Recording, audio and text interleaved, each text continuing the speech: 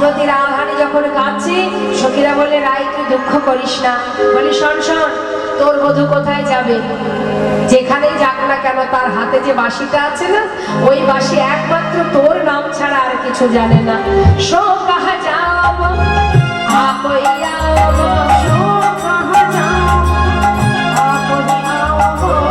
লুটাইব তব চরণে, লুটাইব তব চরণে।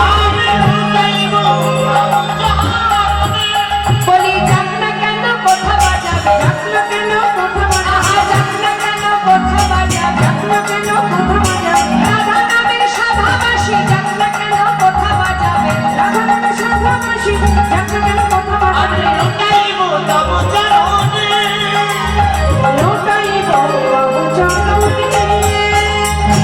বলে তার বাসী যেখানেই যাক না কেন রাধা নাম ছাড়া সে তো আর কিছু জানে না। যাক না কেন কোথা বাজাবে, যাক না কেন কোথা বা যাবে। আরে ঘুড়ি যেখানেই যা, লাটাই তো আমাদের হাতে, যেই না টান দেব ঘুড়ি সোজা আবার তোর পায়ে এসে পড়বে। তুই চিন্তা করিস না। কেন জানিস রাই? প্রেমে কারিগর মনা যত সখী গা, প্রেমে কারিগর মনা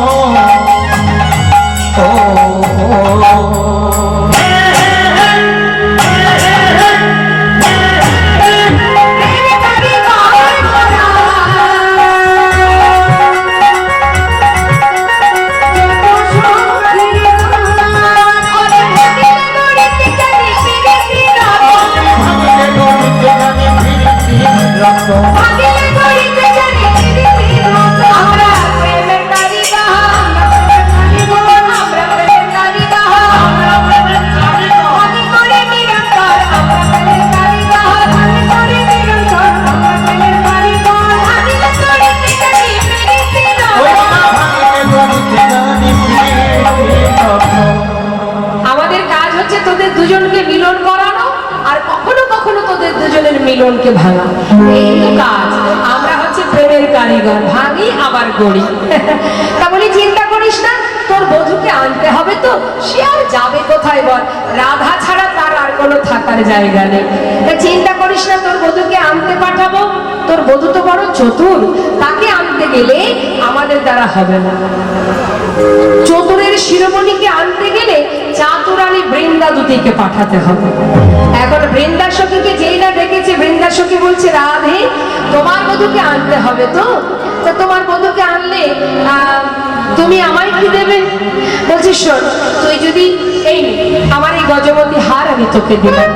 শ্রীমতী রাধারানীর কথা শুনে বৃন্দা সখী বলে রাধে তুমি পেতে চাও জগৎপতি আর দিতে চাও সামান্য মতি, ওই মতিতে নাইকো মতি।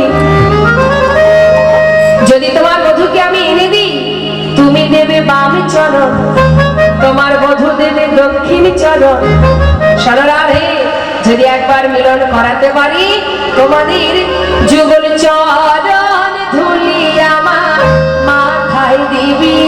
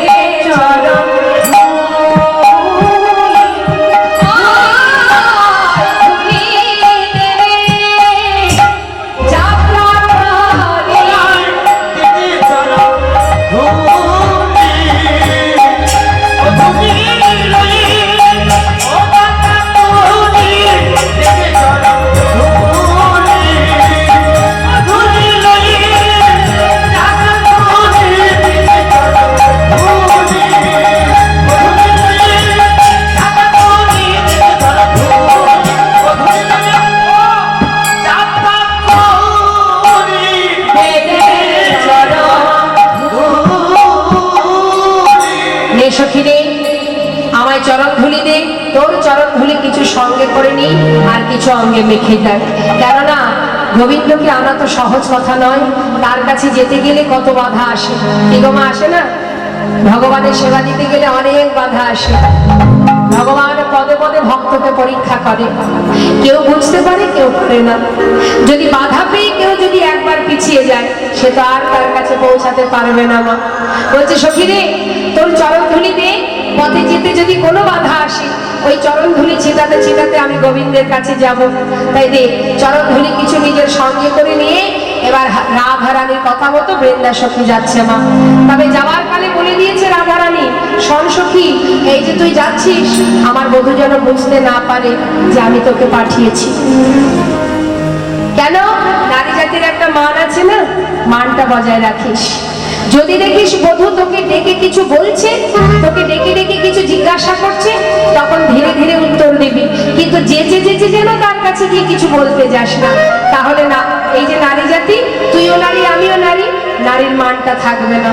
সাবধান, বুঝে শুনে কথা বলবি, কেমন? যা। তবে একটা কথা বলে দিই, বধূর সন্ধান না নিয়ে এলে বা বধূকে আমার কাছে না নিয়ে এলে আমি কিন্তু বাঁচব না। যেন মান থাকে আবার প্রাণও বাঁচে, দুটো কাজ। যা সখী। বৃন্দা সখী আমার রাধারানীর কথা মতো এবার ধীরে ধীরে গোবিন্দ দর্শনে যাচ্ছে। আর মহাজন লীলার পাশে দাঁড়িয়ে বলছে, দেখো যেতে কোন জন গতিমান ধারা,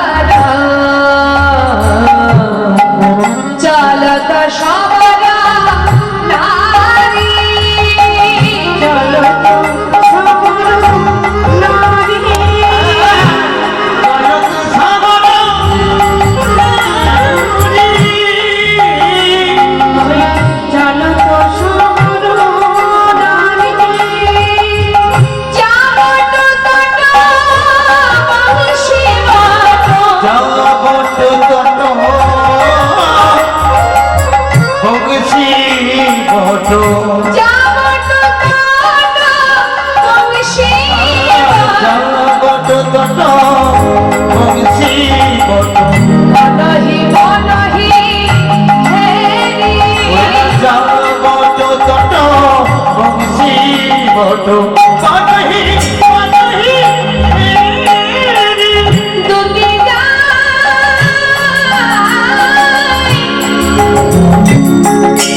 বনে বনে বনে, খুঁজে খুঁজে বেড়া, কিন্তু দেখা না পায়। হে গোবিন্দ, দেখা না, দেখা না, দেখা না, ছুটি চলে বনহি বনহি হেরি,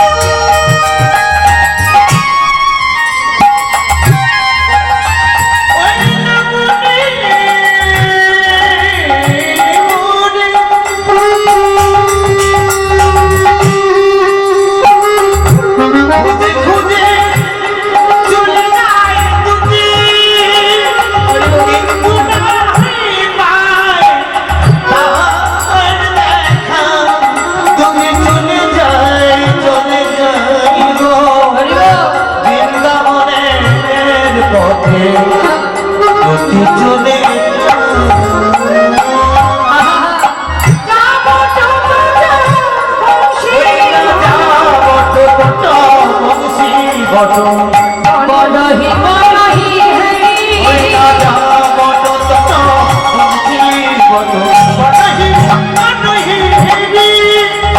আজ বনের মধ্যে বৃন্দা সখী কাঁদছে আর বলছে, একবার দেখা না।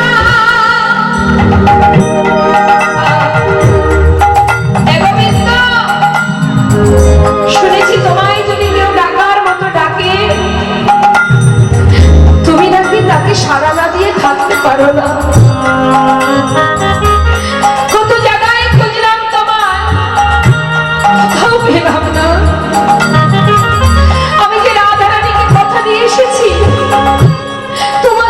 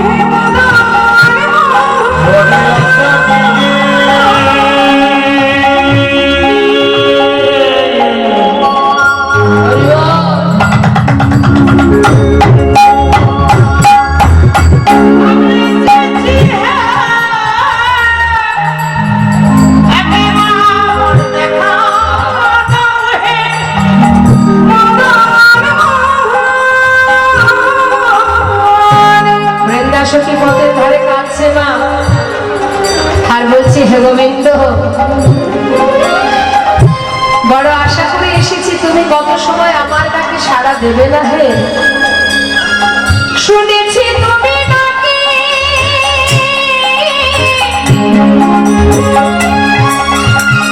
কৃপা সিন্ধু, বলয় আমার প্রতি তোমার কৃপা হবে না গো।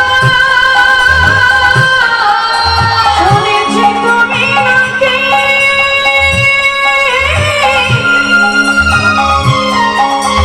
কৃপা সিন্ধু,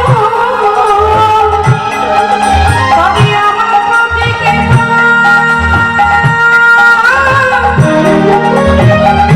হবে না গো। বড় আশা নিয়ে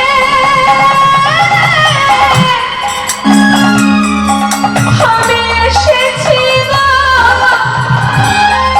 একবার দেখা দাও আমার বাঁচা।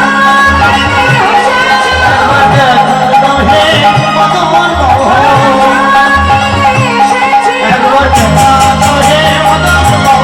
এসেছি গো, এসেছি গো। দেখা নাও হে মদন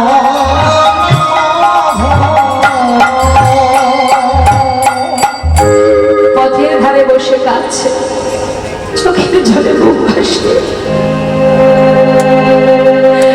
দেখা দাও গোবিন্দ, দেখা দাও, আমি এই বদলে কেমন করে রাধার কাছে নিয়ে যাব, এই মুখ আমি কেমনে দেখাবো রাধাকে। তোমাকে আমি একবার একবার যদি দেখতে না পাই, আমি যাবো কি করে তার সামনে। হে গোবিন্দ, তুমি তো কাঙালের হরি, একবার কৃপা করো। বাঞ্ছা কল্পতরু ভগবানে করুণাময় দয়াল। গোবিন্দ আমার রাধা বিরহে বসে বসে কাঁদছে ঠিকই, কিন্তু একদিকে ভক্ত যে তার জন্য কাঁদছে। গোবিন্দ কৃপা করলেন বৃন্দা সখীকে। কেউ যদি দুপুরটা বাড়ি পরিশ্রম করতে পারে ভগবানের জন্য, কিচ্ছু লাগে না মা। ভগবান সব কিছু মেনে নিতে পারেন, সহ্য করতে পারেন, ভক্তের চোখের জল সইতে পারে না। আমরা ভগবানের চরণে কাঁদি, তবে কি জন্য কাঁদি? নিজেদের সুখ কামনা করার জন্য। দুফোঁটা জল যদি তার চরণে দিই, সেটা নিজেদের স্বার্থের জন্য, কিন্তু প্রকৃত ভক্তের লক্ষণ তো সেটা নয়। আমরা ইহজগতের ধন সম্পদের জন্য কামনা করি, ইহজগতের কোনো কিছু পাওয়ার আশায় তার কাছে কাঁদি। কিন্তু একটা কথা জেনে রাখুন, ভগবান ভক্তকে যেটুকু দেয় তিনি বিচার করেই পাঠান, বিবেচনা করেই পাঠান। যার কাছে যতটুকু দেওয়া সম্ভব, যেটুকু যার কাছে দিলে রক্ষা হবে, তিনি ততটুকুই তাকে দেন। কেউ যদি কোনো কিছু পায়, আপনি যদি কোনো কিছু পান, জানবেন এটা প্রভুর কৃপা। তিনি কৃপা করেছেন তাই আপনি পেয়েছেন। আর যদি কোনো কিছু চাপ সত্ত্বেও আপনি না পান, জানবেন এটা তার ইচ্ছা, তাই আপনি পাচ্ছেন না। যেটা আপনার পক্ষে ভালো নয়, সেটা ভগবান আপনাকে দেবেন না। আমরা বোকার মতো তার উপরে দোষারোপ করি, আমরা ভুল বুঝি, কিন্তু তিনি যেটাই করেন সেটা জীবের মঙ্গলের জন্য। তাই যাকে যতটুকু দিয়েছে তাতেই খুশি হওয়া উচিত এবং তার উপরে নির্ভরশীল হও, তাকে ভরসা করো। সংসারে কারোর প্রতি ভরসা রেখো না। কার প্রতি ভরসা রাখবে তুমি? তোমার কোনো বিপদ হলে সংসারে কেউ রক্ষা করতে পারবে না, তিনি যদি না রাখেন। তাই রক্ষা করার মালিক একজনই আছেন, তিনিই পারেন রক্ষা করতে। তাই ভরসা করলে তাকে করো, রক্ষা করলে তিনিই করবেন। তাই মাগো, আজ গোবিন্দ আমার কাঁদছেন, আর এদিকে বৃন্দা বৃন্দা সখীকে কৃপা করলেন গোবিন্দ। বৃন্দা সখী হঠাৎ চিন্তা করলেন, সব জায়গায় তো ঘুরলাম, সব জায়গায় দেখলাম, কিন্তু যমুনার ধারে তো যাওয়া হলো না, যাই একটু দেখে আসি। দূর থেকে গোবিন্দ দেখছে ধুলাই গড়াগড়ি দিয়ে কাঁদছে। এদিকে রাধারানী বলে দিয়েছে, সখীরে যাবি বটে, তবে সাবধান, দেখিস আগে আগে যেচে যেচে তার কাছে যাবি না। তুই যদি নিজে যেচে সেচে তার কাছে যাস, আমার মান থাকবে না। তাই বৃন্দা সখী দেখছি গোবিন্দ আমার ধুলাই গড়াগড়ি দিয়ে কাঁদছে। যমুনা কুলে নিপহি মৌলে লুটামত বনমারি, চন্দ্রশেখর ধুলি ধূসর কহত প্যারি প্যারি, কহত প্যারি প্যারি। রাধা নাম জপ করছে আর ধুলাই গড়াগড়ি দিয়ে কাঁদছে। আর বৃন্দা সখী কি করেছে, গোবিন্দকে দেখাবার জন্য যে আমি এসেছি, দেখাবার জন্য চরণের নুপুরে রুনুঝুনু শব্দ করছে আর বাহু নাড়া দিতে দিতে পাশ দিয়ে হেঁটে যাচ্ছে। গোবিন্দ নুপুরে ধ্বনি শুনে ভাবছে, নিশ্চয়ই বৃন্দা সখী আমাকে নিতে আসছে। তাই গোবিন্দ আমার ধুলাই গড়াগড়ি দিয়ে কাঁদছিলেন, তাড়াতাড়ি করে ধোলা থেকে উঠে সারা গায়ের ধুলাগুলি ঝাড়ছে। আর হঠাৎ দেখতে পেল কি, যে বৃন্দা সখী সে গোবিন্দের কাছে না এসে সোজা চলে যাচ্ছে। ভাবছে তাহলে মনে হয় যদি আমায় দেখতে পাইনি। তাড়াতাড়ি করে ধুলা ঝেড়ে উঠে চিৎকার করে ডাকছে, দুতি ও দুতি। বৃন্দাবতী মনে মনে ভাবছে, শ্যামনগর ডাকো ডাকো ডাকো, ডেকে দেখো, ডাকাই কত জ্বালা। বৃন্দা সখীকে ডাকছে, সাড়া দিচ্ছে না। আর বৃন্দা সখী যত এগিয়ে যাচ্ছে, গোবিন্দ পাঁচু পাঁচু দুতি দুতি দুতি বলতে বলতে একেবারে দুতির পিছনে গিয়ে দাঁড়িয়েছে। ও দুতি। বৃন্দা সখী তখন জেনেও না জোনার ভান করে পিছন ফিরে বলছে, আরে শ্যামনগর, বলো বলো কেমন আছো বলো। ভালো নেই দুতি, ও দুতি আমি যে বড় বিপদে পড়েছি। দুতি আমি কখন থেকে তোমায় ডাকছি জানো? কখন থেকে ডাকছো? ওই আমি তো শুনতে পাইনি। কতবার ডেকেছো? 10 বার, না হলে 20 বার, তাই তো? গোবিন্দ বলছে, তুমি জানো না দুতি আমি কখন থেকে তোমায় ডাকছি? আচ্ছা কষ্ট হয়েছে? হবে না। কখন থেকে ডাকছি, কষ্ট হবে না? আচ্ছা শ্যামনগর, তুমি 10 থেকে 20 বার ডেকে নিজেকে বড্ড ক্লান্ত মনে করছো, কিন্তু যারা তোমাকে সারা জীবন ধরে ডাকে তাদের ডাক কি তুমি শুনতে পাও না?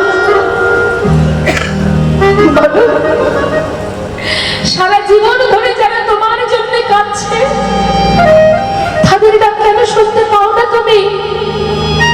নিজে 10 বার ডেকে বড় ক্লান্ত মনে করছো নিজেকে। আজ আমি তোমার সামনে দাঁড়িয়ে কথা দিচ্ছি, সারা জীবন ধরে না কেউ যদি ডাকার মধ্যে একবার আমায় ডাকে, আমি এক ডাকে তার সাথে সাড়া দেবো, এই আমি কথা দিলাম। কিন্তু দুদি তুমি কেন এসেছো বলে, বলো। দুদি বলছি কেন? আমি বুঝি বনে আসতে পারি না? নিশ্চয়ই, তবে কেন এসেছো একটু বলবে? আমি ফুল তুলিতে এসেছি, আমি ফুল তুলিতে এসেছি, আমি ফুল তুলিতে এসেছি, আমি ফুল তুলিতে এসেছি, আমাদের মান রানী পূজার লাগি ফুল তুলিতে এসেছি, মান রানী পূজার লাগি ফুল তুলিতে এসেছি। সে কি মানরানীর পূজা?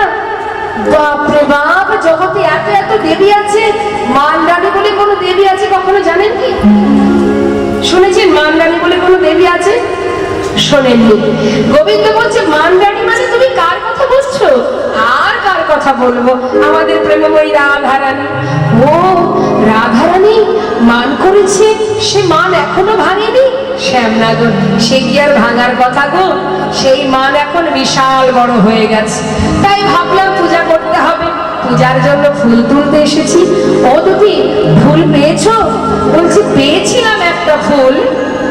গোবিন্দকে শুনিয়ে শুনিয়ে বলছে, একটা ফুল পেয়েছিলাম বৃন্দাবনে, কিন্তু সেই ফুলটার কি অবস্থা জানো? কি হয়েছে দুটি? আচ্ছা সেই ফুলটা কি ফুল গো? কৃষ্ণ কলির একটি ফুল, ফুল তুলিতে এসেছি, কৃষ্ণ কলির একটি ফুল, ফুল তুলিতে এসেছি, কৃষ্ণ কলির একটি ফুল, ফুল তুলিতে এসেছি।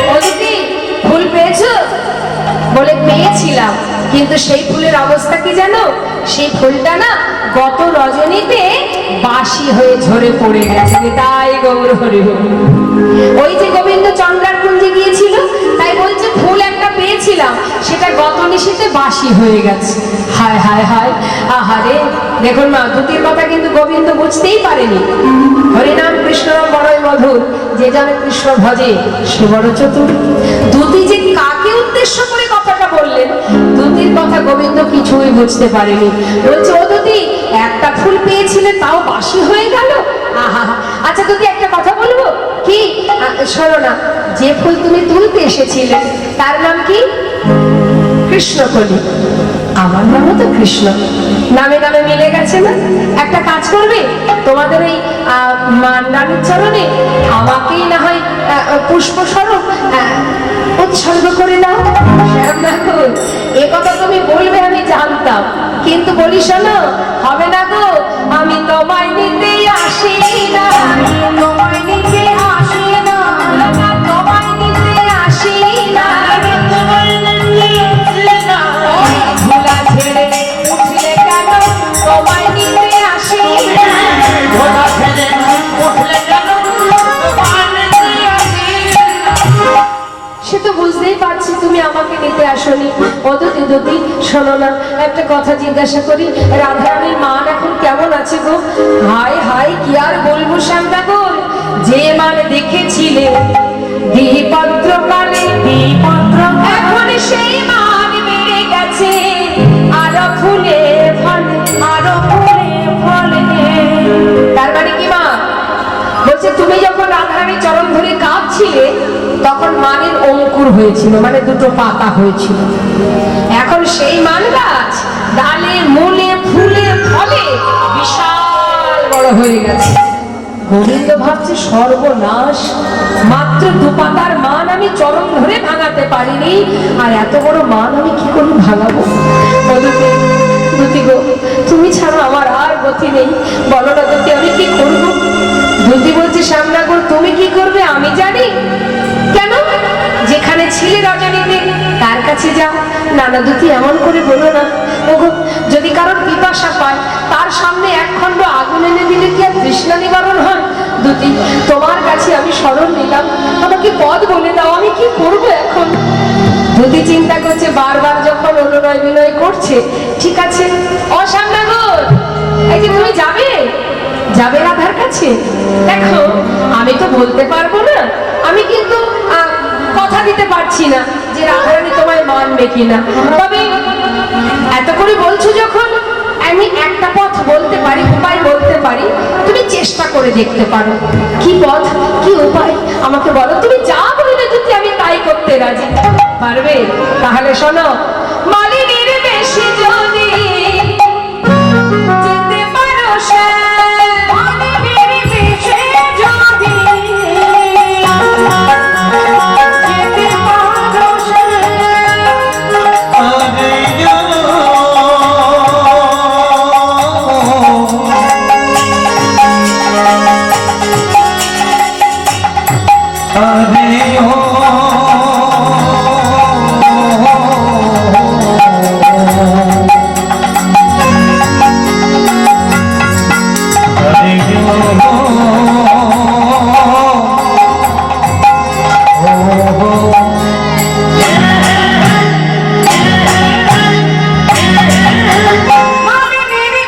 যদি যেতে পারো,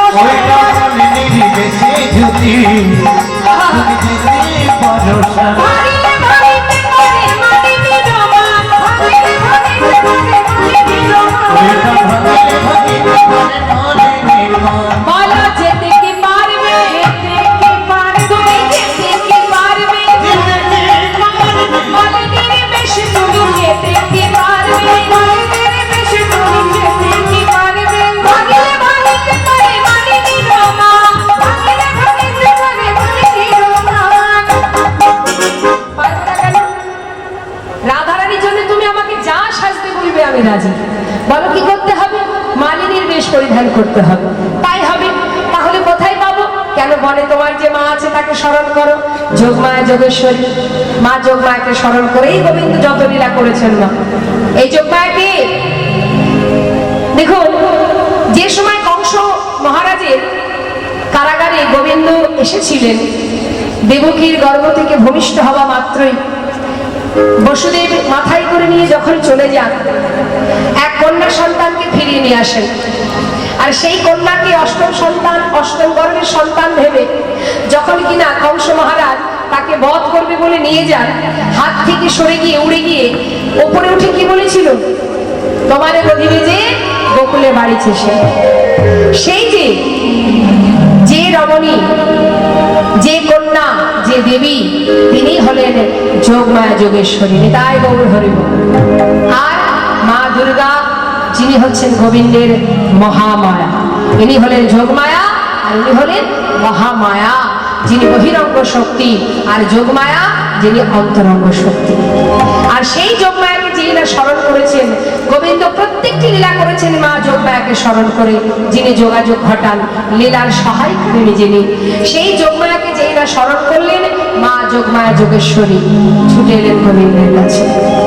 গোবিন্দের কাছে আসা মাত্রই ভগবান আমার বললেন, মা আমাকে মালিনীর বেশ দাও, আমি মালিনীর বেশভূষা পরিধান করে রাধা কলসনে যাব।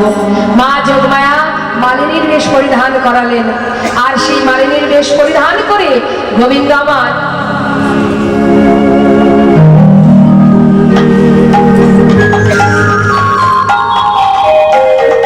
বড় করে ঘোমটা টেনে বলছে, এই যে অদিতি,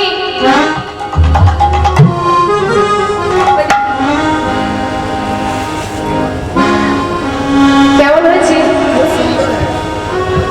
ভালো সাজা হয়েছে? গোবিন্দ জিজ্ঞাসা করছে আমার সাজা কেমন হয়েছে। সাজা মানে নিজেকে সাজিয়েছি কত সুন্দর, সেটা একবার জিজ্ঞাসা করছে, বলো আমি সেজেছি। অদিতি কেমন সাজা হয়েছে? আর গোবিন্দকে বলছে, শ্যামনগর ঠিক সাজাই হয়েছে তোমার, যেমন অপরাধ তেমন সাজা। হ্যাঁ, অদিতি কিছু বললে নাকি?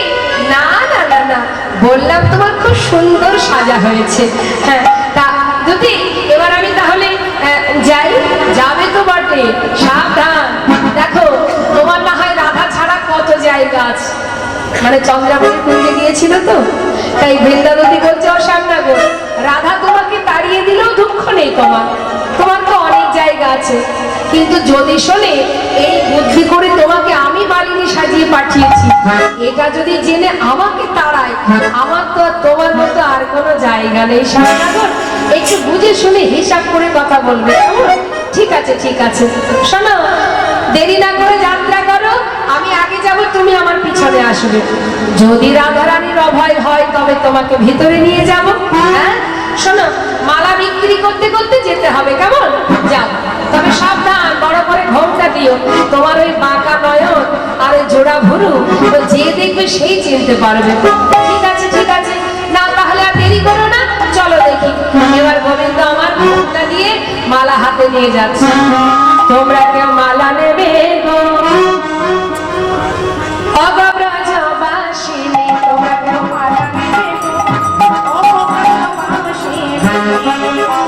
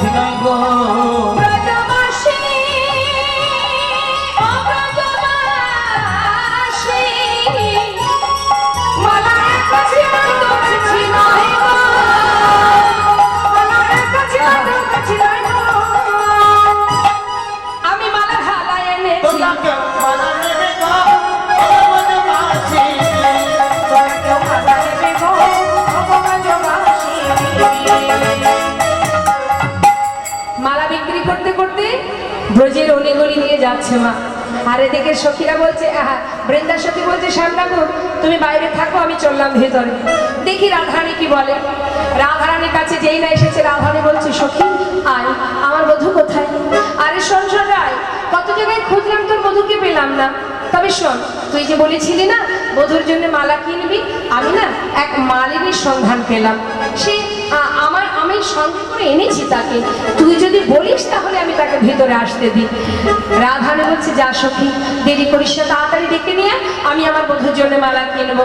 যেই না রাধারানীর অনুমতি পেয়েছে, গোবিন্দের কাছে গিয়ে বলছে, ও শ্যামনগর, এই যে ভেতরে ডাক হয়েছে, চলো। তবে সাবধান, একটু হিসাব করে কথা বলবো, যেন আমাকে তাড়িয়ে না দেয়। হ্যাঁ, যা। গোবিন্দ আমার বড় করে ঘন্টা দিয়ে এক পা দুপা করে ভিতরে ঢুকেছে। আর যেই না ঢুকেছে, রাধারানী বলছে, এসো এসো মালিনী গো, আমি তোমার মালা কিনিব। এসে মালিনী গো, আমি তোমার মালা কিনব। এসো এসো মালিনী গো, আমি তোমার মালা কিনব। তোমার কি মানব কথা ভাবে গো মালিনী? ও মালিনী, তোমার জীবন আমি কোথায় জানিব? শুনে প্রাণ শীতল করে। আরে রাধা, আমার বাঁচিনি। তোমাকে মালা দেবে গো, ও ব্রজবাসিনী। অমালিনী, অমালিনী, শোনো না, তুমি এসো এসো এসো, আমরা সবাই তোমার মালা কিনবো। তবে তোমার সঙ্গে দুটো কথা বলতে পারি? মালিনী বলছে, হ্যাঁ বলো, কি বলতে হবে? এই যে শোনো না, বলছি যে অমালিনী, তোমার নাম কি গো? আমার নাম? গোবিন্দ চিন্তা করছে, সর্বনাশ, এটা তো আমি দুদিন কাছ থেকে শুনে আসিনি, কি বলতে হবে এখন, আমি কি বলবো? কি হলো, এত ভাবছো কেন? নাম বলতে কেন দেরি হয় নাকি? আমার অনেকগুলো নাম, তো কোনটা বলবো তাই ভাবছি। তা বলি ভাবা হলো? তা বলো দেখি, তোমার নাম কি? আমার নাম হরিমালিনী। বলছি, এবার মনে পড়েছে। শোনো, আমার অনেক নাম, তো কোনটা বলবো ভাবছিলাম। আমার নাম হরিমালিনী, শোনো শোনো অলাক নন্দিনী। আমার নাম হরিমালিনী, শোনো শোনো অলাক নন্দিনী। আমার নাম হরিমালিনী, ধন্য সবাই রাজনন্দিনী। হরিমালিনী, আচ্ছা আচ্ছা, বলছি শুধু তাই নাই গো, দেখো আমার নাম হরিমালিনী, কিন্তু আমার দেখতে দেখেছো কেমন? কালো না, গায়ের রং কালো তো। শোনো, আমি কালো বলে সবাই বলে গো নন্দিনী। অলাক নন্দিনী। আমি কালো সবাই বলে গো। কি বলে কি বলে? বলে কৃষ্ণমালী। তোমাকে মালা দেবে গো, ও ব্রজবাসিনী। ও মালিনী, আমার বধূর নাম কৃষ্ণ, আর তোমার নাম কৃষ্ণা। বাবা বাবা, নামে নামে মিলে গেছে, তাই না? আচ্ছা, আর একটা কথা জিজ্ঞাসা করবো, তোমার মাতা পিতার নাম কি গো? আমার মাতা পিতার নাম পিতার নাম? কি হলো, বলো তোমার মাতা পিতার নাম কি? আমার নাম তো মিথ্যা কথা বলা যাবে না। কিছু ব্যবস্থা করি।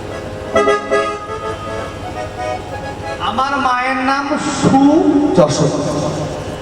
দন্তস্বরে হস্য যুক্ত। দাঁড়াও দাঁড়াও দাঁড়াও, তোমার মায়ের নাম সুযশোদা, আর আমার বধূর মায়ের নামও যশোদা। এই তো নামে নামেও মিল আছে। আচ্ছা, তোমার পিতার নাম কি? নন্দ মহারাজ বলা যাবে। গরু বাছুর আছে অনেক। পশুপতি।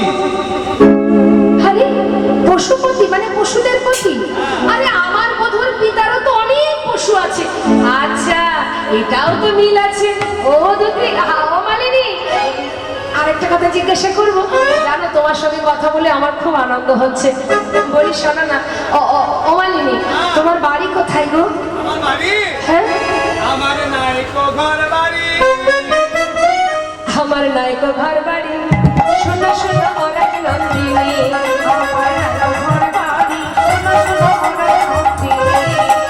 তবে হ্যাঁ, আমার বাড়ি ঘর নেই ঠিকই, কিন্তু অত ভালোবেসে যে যার ডাকে গো নন্দিনী,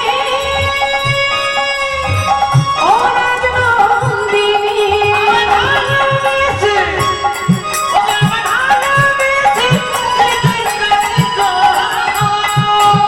ভগবানের ঘর কোথায়? ভক্তের হৃদয় মন্দির। বলছে আমার ঘর বাড়ি নেই, তবে কেউ যদি আমায় ভালোবেসে ডাকে আমি যাই তাহার বাড়ি। তোমরা তো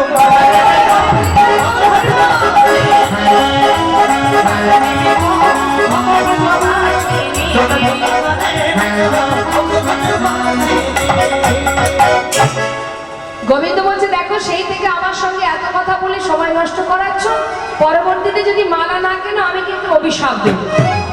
অভিশাপ? তোমার মালা না কিনলে অভিশাপ লাগবে? কি অভিশাপ? শোনো, আমার মালা যদি না কেনো না, আমি তোমাদের অভিশাপ লাগবে। ওই তোমাদের ঘরে যে শাশুড়ি ননদিনী আছে, দুজনেই মারা যাবে। ও দুটো মলে বাঁচি গো, আর মালা কিনে কাজ নাই ঘর। যেইটা বলেছে শাশুড়ি ননদিনী মারা যাবে, মনে মনে সখীরা বলছে এই রায়, এ শোন শোন শোন, ওই মালা না কিনলে যদি তোর ওই শাশুড়ি ননদিনী বাদিনী দুটো মারা যায়, তাহলে তো গোবিন্দ দর্শনে তোর আর কোনো বাধা থাকবে না, তাহলেও মালা কিনে কাজ নেই। এই যে শোনো, তোমার মালা আমরা আর নেবো না, ঠিক আছে? তাতে যে মরে মরুকে যায়। যেইরা বলেছে গোবিন্দ চিন্তা করছে ধুর কি বলতে কি বলে ফেললাম, এখন দেখছি আমার এই মালাটাই আর নেবে না, রাধা দর্শন আমার হবে না। তখন চিন্তা করছে কি বলা যায়। এই যে শোনো, আমার মালা যেমন দোষ আছে তেমন গুণও আছে। কি গুণ? শুনবে, আমার মালা যে জন পরে না করে তার বসে তেপে,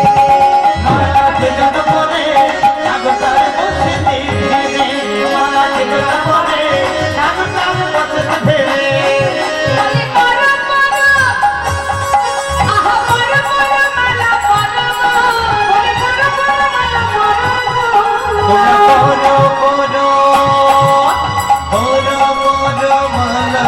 পরো গো। বলি ও রাজনন্দিনী,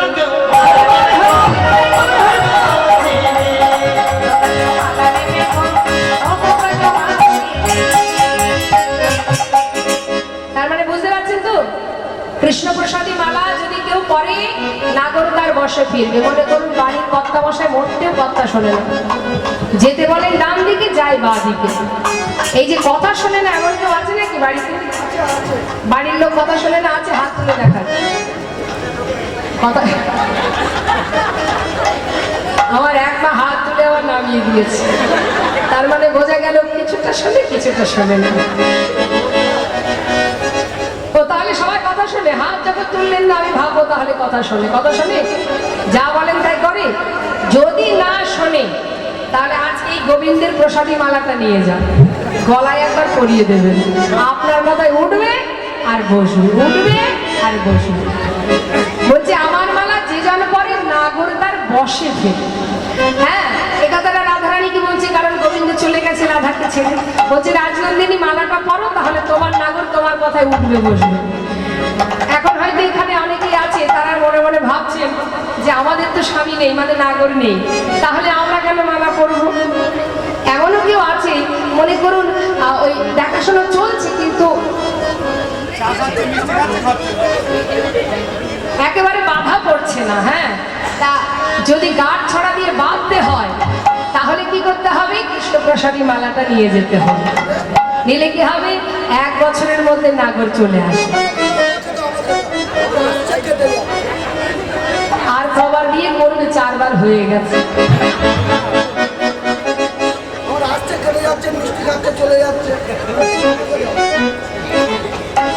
তাহলে এই দুটো কারণ দিলাম। আর একটা হচ্ছে কি, এখানে অনেকেই আছেন যাদের ইহজগতের স্বামী ছেড়ে চলে গেছে, তারা হয়তো ভাবছেন আমরা কেন গোবিন্দ প্রসাদী মালা নেব। তাদের উদ্দেশ্যে বলছি, যদি কৃষ্ণ প্রসাদী মালা অঙ্গে পরশ করানো যায় তাহলে কি হবে? ইহজগতের পতি ছেড়ে চলে গেছে, পরপারে গিয়ে গোবিন্দের সঙ্গে মানে জগৎপতির সঙ্গে আবার মিলন হবে। তাই গৌর হরি বল হরি বল। এত গুণ আছে মালা বলে শোনো শোনো ও রাজনন্দিনী, তাহলে আর দেরি কেন, মালা নিয়ে আমাকে বিদায় দাও। যেই না বলেছে রাধারানী বলছে ও মালিনী তোমার মালার এত গুণ, অবশ্যই মালা কিনবো। আর একটা কথা জিজ্ঞাসা করবো। আবার কি কথা? শোনো না ও মালিনী, তোমার স্বামীর নাম কি গো? ছি ছি ছি ছি ছি ছি ছি। স্বামীর নাম আবার কেউ মুখে উচ্চারণ করে না? স্বামীর নাম বলবে না? আরে এখন তো সবাই বলে, কি গো আপনারা বলেন না? স্বামীর নাম মুখে উচ্চারণ করেন তো? হ্যাঁ বলে যে বলে বলুক, আমি বলতে পারবো না। স্বামীর নাম আবার কোন সতী রমণী মুখে উচ্চারণ করে? হ্যাঁ আমি বলতে পারবো না। আরে বলোই না। ঠিক আছে, হ্যাঁ ওই একদম পুরোপুরি নাম বলতে পারবো না। আচ্ছা ইশারা ইঙ্গিতে বুঝিয়ে দেবো, হ্যাঁ বুঝে না? ঠিক আছে তাই হবে, তাই বলো। এবার বুঝিয়ে দিচ্ছে, বলছে ভালো তৈলেতে চরণ দিলে স্বামীর নাম হয় গো সজনী। ভালো তৈলেতে চরণ যুক্ত করতে হবে। তা ভালো তেল কি মা? পেট্রোল।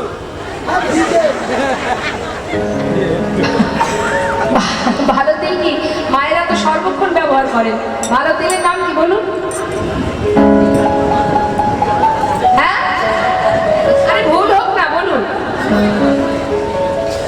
ফরচুন কাচ্চি খানি। ভালো তেল কি? সরিষা।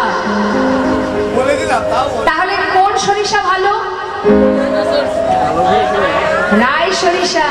হ্যাঁ বলছি ভালো তৈলিতে চরণ যুক্ত করতে হবে। ভালো তেল রাই সরিষা, তাহলে রাই, রায়ের সঙ্গে চরণ যুক্ত, রাই চরণ। বলি এই যে অমালিনী, তোমার স্বামীর নাম কি রায়চরণ?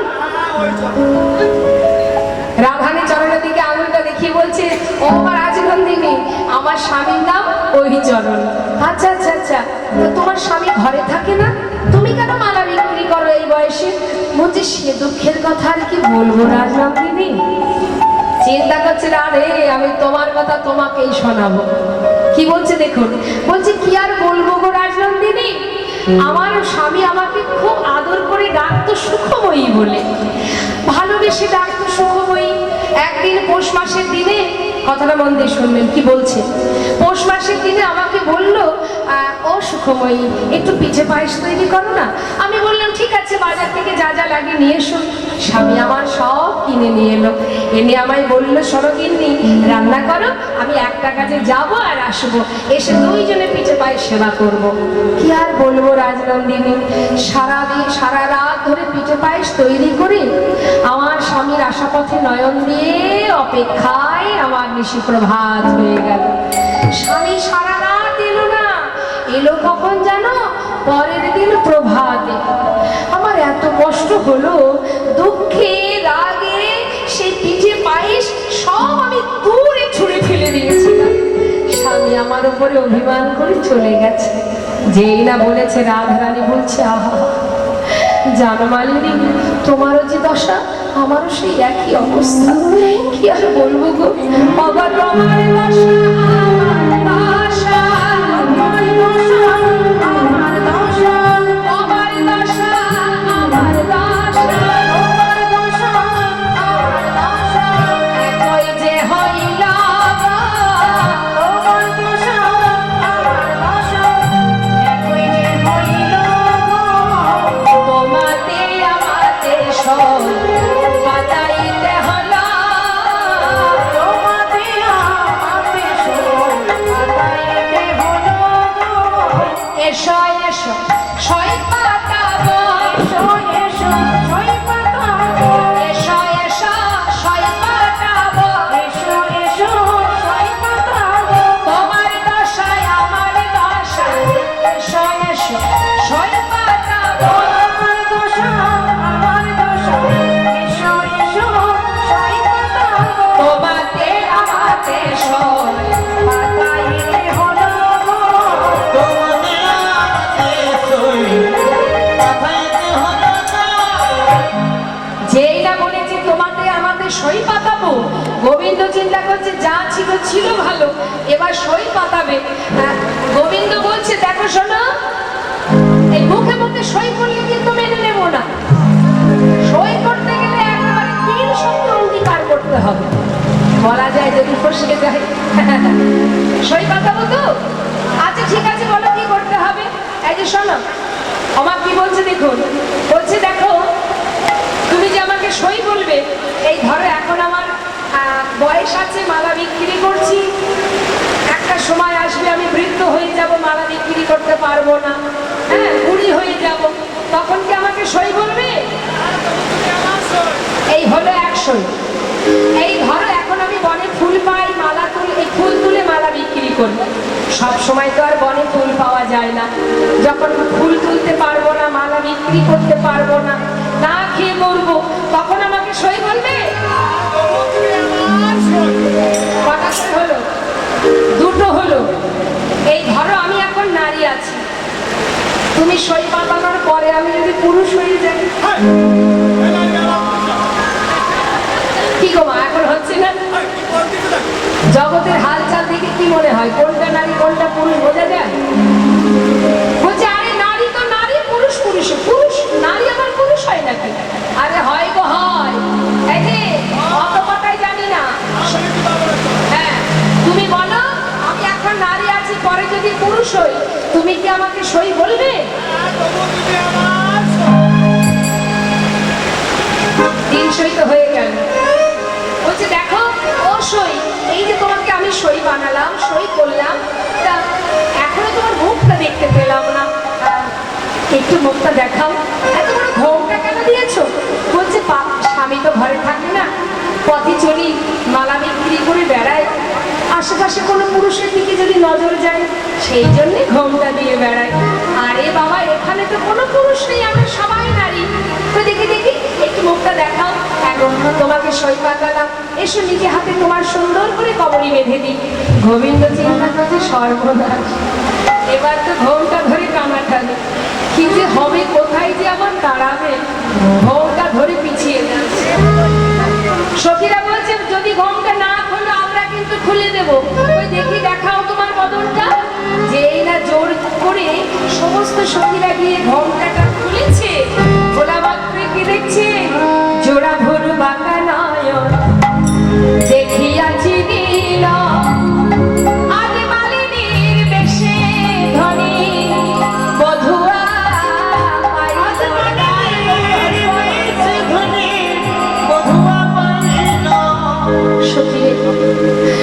আমি দেখছি রে, এ তো আমার বধূ। এত সময় আমি বধূর সঙ্গে কথা বলছিলাম। সখীরা বলছে ওরা রে, তোকে পাওয়ার জন্য তোর বধূ কত ছলনার আশ্রয় না নিয়েছে, কখনো ঝুঁককালী, কখনো বৈদ্যহরি, কখনো কবিরাজ, আবার কখনো মালিনী। তাই এত কষ্ট করে যখন এলো বধূ, আর মান করিস না, এবার বধূর কাছে যা। শ্রীমতী রাধারানী বললেন বধূ গো, যে মান করে আমি তোমায় হারিয়েছিলাম, এই মান আমি আর করবো না, এসো এসো বধূ আমার কাছে। প্রেমময় রাধারানী আমার গোবিন্দের বাম পাশে গিয়ে দাঁড়ালেন। সমস্ত সখীরা যুগল হেরে যুগল গুণগান গাইতে লাগলেন। আমরাও সবাই মিলে গাইব, সবাই একসঙ্গে গাইব। জয় রাধে রাধে বল, কৃষ্ণ কৃষ্ণ বল, রাধে রাধে বল, কৃষ্ণ কৃষ্ণ বল, জয় রাধে রাধে বল, কৃষ্ণ কৃষ্ণ বল, রাধে রাধে বল, জয় রাধে জয় কৃষ্ণ, জয় রাধে জয় কৃষ্ণ,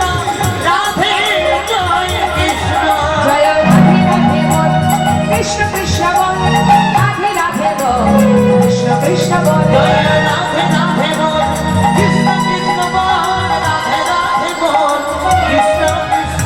রাধা গোবিন্দ যুগলে দাঁড়ালেন। আমরা সবাই সুখী অনুগত হয়ে যুগল দর্শন করব, আর সবাই মিলে এই যুগল হেরে যুগল ভজন দুটি গাইব। তারপরে নিতাই গৌরে জয় ধ্বনি করবো। নিতাই গৌর হরি।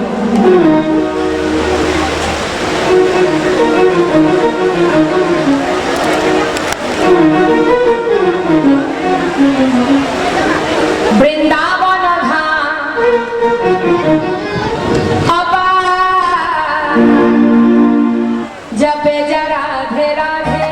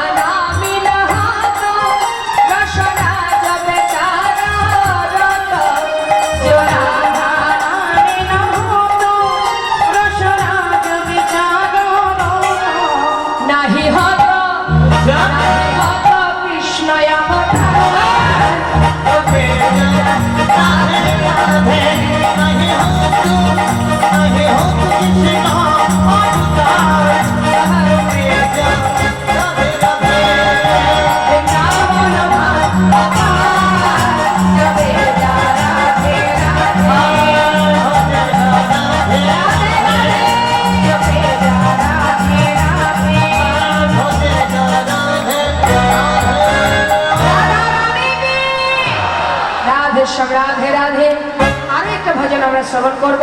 এবার একটা বাংলা ভজন শুনবো, কেমন? হরি বল। বাহু তুলে কৃষ্ণ বলে বাহু তুলে এসো না ভাই বনে রাধে।